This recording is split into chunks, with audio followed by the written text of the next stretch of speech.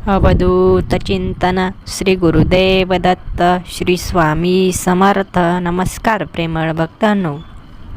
जीवनात या कठीण दिवसात कसा दिवस घालवायचा याचा विचार डोक्यात येत असेल तर बाळांनो, विचार सोडा.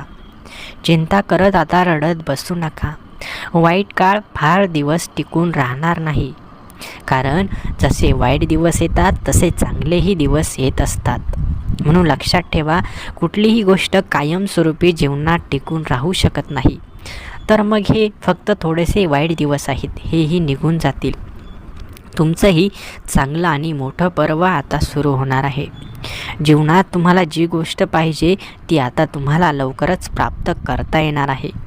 फक्त बाळांनो, दिवस कितीही वाईट असू द्या, फक्त आपले प्रयत्न सुरू ठेवा. मार्ग दिसत नसेल तर मार्ग शोधण्याचा प्रयत्न करा. परमेश्वराकडे मागणी घाला की हे परमेश्वरा, हे भगवंता, मी खूप वाईट काळातून जात आहे. कृपया मला मार्ग दाखवा. माझ्यासमोर अंधकार दाटला आहे, कृपया या अंधकाराला दूर करा. मी जीवनात खूप प्रयत्न करतो, परंतु माझ्या एकाही प्रयत्नाला यश मिळत नाही. कृपया माझ्या प्रयत्नांना यश द्या. मी आता माझ्या मनामध्ये फक्त सकारात्मक विचार ठेवणार आहे. माझ्या हातून इथून मागे ज्या चुका झाल्या त्या प्रत्येक चुकीबद्दल मी आपली मनापासून माफी मागत आहे. कृपया मला मार्ग दाखवा. मला मार्ग दिसत नाही. माझ्यासमोर फक्त आणि फक्त अंधकार आहे. कुठे जावं, काय करावं हे समजत नाही. हे परमेश्वरा, हे भगवंता, आपणच मला मार्ग दाखवा. मी तुमची दररोज सेवा करणार आहे. मी मनापासून तुमच्यावर प्रेम करतो, तुमची भक्ती करतो. कृपया मला माझ्या या कठीण काळात मदत करा. सर्वांनी माझी साथ सोडली आहे. कृपया आता मला फक्त आपणावरच विश्वास आहे. ज्यांनी ज्यांनी माझी साथ सोडली त्या प्रत्येकासाठी मी खूप काही केलं होतं, परंतु त्यांनी त्याची जाण न धरता माझी साथ सोडली. हे भगवंता, माझे जीवन खूप दुःखात आहे. माझ्या डोक्याला खूप विचार येत आहेत. माझ्या डोक्याला खूप त्रास होत आहे. माझ्या मनाला खूप त्रास होत आहे. मला तुमच्या मदतीची खूप गरज आहे. हे परमेश्वरा, हे भगवंता, कृपया माझ्याकडे लक्ष द्या. मी तुमचा लाडका भक्त आहे. मी तुमची नियमितपणे भक्ती करतो. कृपया जे झालं त्यासाठी माफ करा आणि पुन्हा आपला मदतीचा हात माझ्या दिशेने झोकवा. मी आपण सांगतो तसाच वागणार आहे. आपला प्रत्येक निर्णय पाळणार आहे.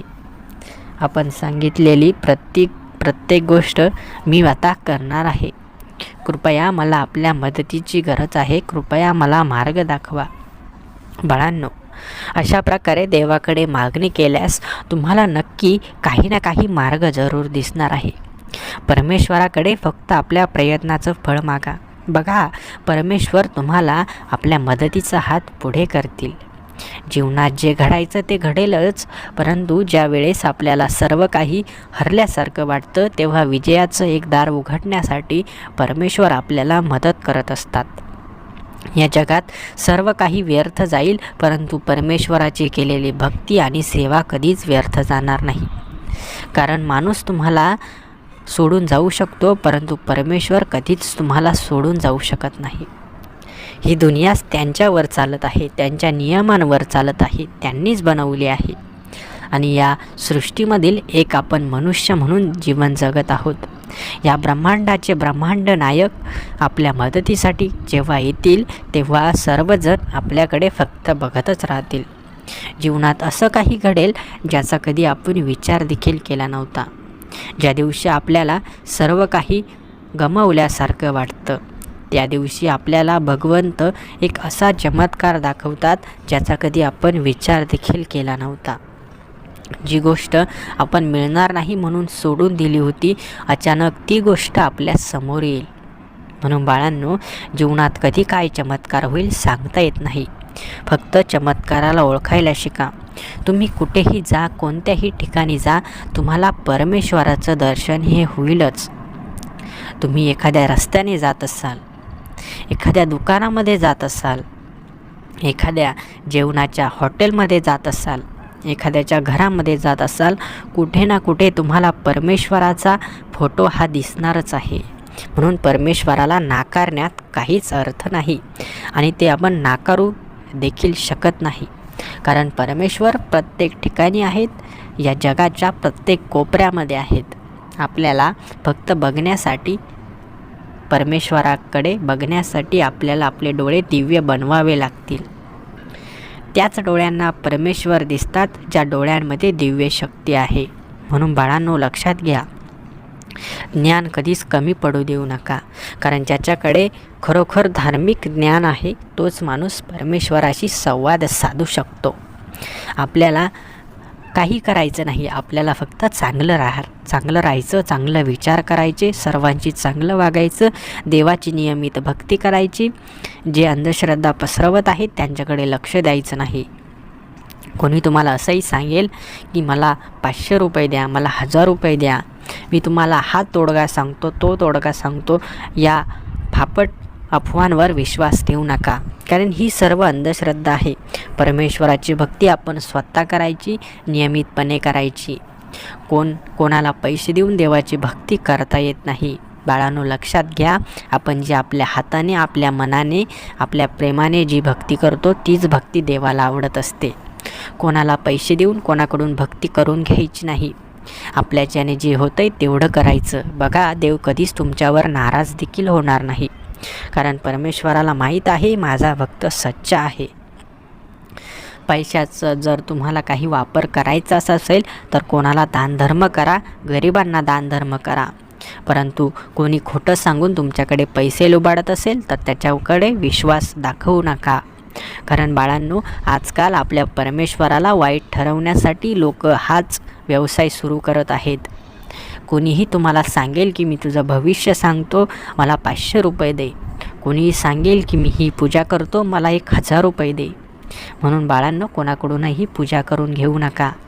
जे काही करायचं ते अन्नदान करा. स्वामींच्या मठामध्ये जा, तिथे जाऊन पारायण करा, स्वामींचे ग्रंथ वाचा, देवासमोर श्री स्वामी समर्थ नावाचा जप करा. जी होईल ती सेवा तुमच्या पद्धतीने करा. कोणाला कुठलीच सेवा करून घेऊ नका. कारण पैशाने सेवा केली गेलेली सेवा कधीच फळास येत नाही. म्हणून लक्षात ठेवा, जीवनात कधीच अंधश्रद्धेला बळी पडू नका. परमेश्वर आहेत, भगवंत आहेत, फक्त या गोष्टीवर विश्वास ठेवा. आणि आत्तापर्यंत जे नियम आपल्याला देवाने सांगितले ते नियम फक्त पाळा. जीवनात कधीच तुम्हाला दुसऱ्या कोणाचे पाय धरण्याची गरज पडणार नाही. जर संकट येत असतील तर संकटांना सांगा की माझे परमेश्वर किती मोठे आहेत, किती शक्तिमान आहेत, किती महान आहेत. संकट देखील पळून जातील. बाळांनो, परमेश्वर एवढे शक्तिशाली आहेत की त्यांच्यासाठी कुठलीही गोष्ट फक्त काही सेकंदासाठी मर्यादित आहे.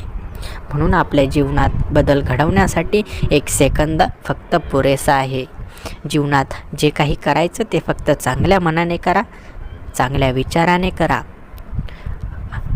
ज्याच्याकडे ज्ञान आहे तो कधीच अंधश्रद्धेला बळी पडत नाही. म्हणून अज्ञानी राहू नका. जीवनात जे मिळवायचं ते चांगल्या मनाने मिळवा, चांगल्या कर्माने मिळवा. बघा, देव तुम्हाला स्वतःचा चांगला लाडका भक्त म्हणून तुमचा स्वीकार करतील. बाळांनो, हे सर्व सांगण्यासाठीच देव तुमच्यासाठी रोज व्हिडिओ पोहोचवत असतात. मी फक्त व्हिडिओ बनवतो, पोहोचवण्याचं काम मात्र परमेश्वरच करत असतात. आजचा हा सुंदर व्हिडिओ तुम्हाला आवडला असेल तर व्हिडिओला लगेच लाईक करा. आणि असेच सुंदर व्हिडिओ दररोज बघण्यासाठी आपल्या या भक्तिमय चॅनलला देखील लगेच सबस्क्राईब करून ठेवा. श्री स्वामी समर्थ. जय जय स्वामी समर्थ. धन्यवाद.